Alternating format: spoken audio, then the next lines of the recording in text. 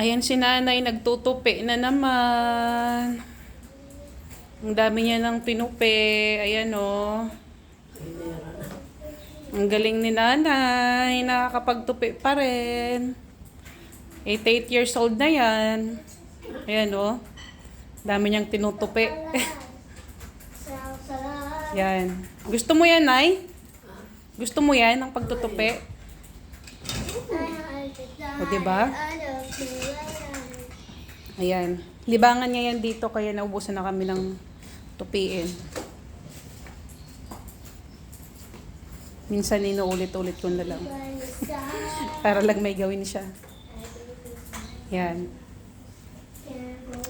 Nitingnan pa niya, oh.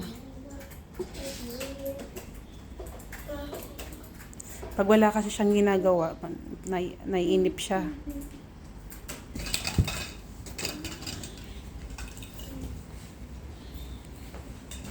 Galing ah!